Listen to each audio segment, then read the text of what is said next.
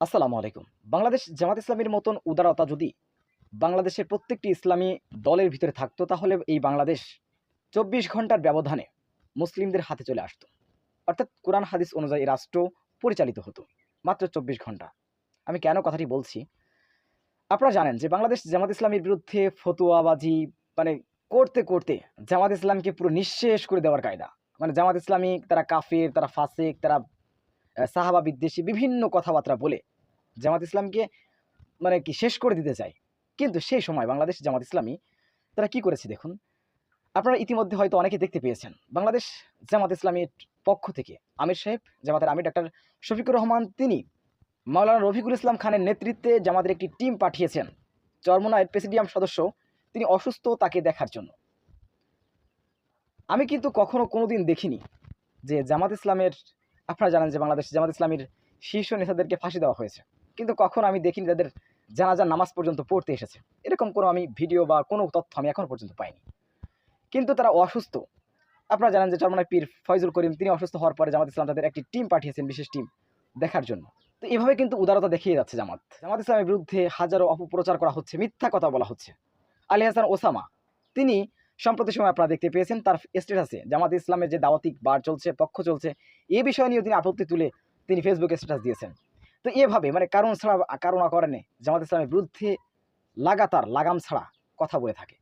কিন্তু সে সকল মানুষের মাঝে তাদেরকে দেখতে জামাত ইসলাম কখনো শঙ্কিত বোধ করেন না। এরকমের উদারতা যদি প্রত্যেক দলের ভিতরে থাকতো, তাহলে ইসলামী দলগুলো তারা এক হয়ে যেত। এবং এদেশে ইসলাম ছাড়া অন্য কিছু আছে? যে দেশে ৯৫% মুসলমান, সে দেশে ইসলাম অনুযায়ী রাষ্ট্র পরিচালনা হয় না, মুসলমানদের নামাজ পড়তে দেওয়া হয় না, ঢাকা বিশ্ববিদ্যালয়ে মুসলিমদের হত্যা করা হচ্ছে। ফিলিস্তিন হতে বাংলাদেশে বাকি নেই। কিন্তু এখন আমাদের বুঝতে হবে, এভাবে উদারতা দেখিয়ে আমাদের একে অপরের কাছাকাছি আসতে হবে, ইসলামকে বুঝতে হবে এবং এদেশে ইসলামী রাষ্ট্র কায়েম করতে হবে। আমি এটি বলতে চাই।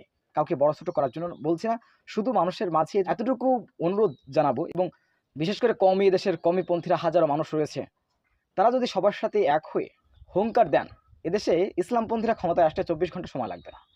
এদেশের মানুষ ইসলাম প্রিয়, তারা আলেম ওলামাদের কথা মেনে নিতে চায়, কিন্তু এক একজন আলেম এক এক কথা বলে তারা এই উম্মার ভিতরে ফাটল তৈরি করে রেখেছে।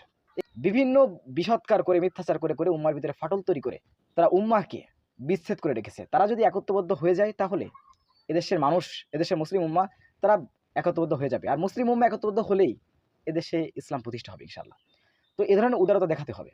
আর একজন মানুষ অসুস্থ হলে, একজন মুসলিম মারা গেলে অপর মুসলিমের কিছু হক রয়েছে, সেই হকগুলো আদায় করতে হয়। প্রত্যেকের এই বিষয়গুলো উপভোগ করা উচিত।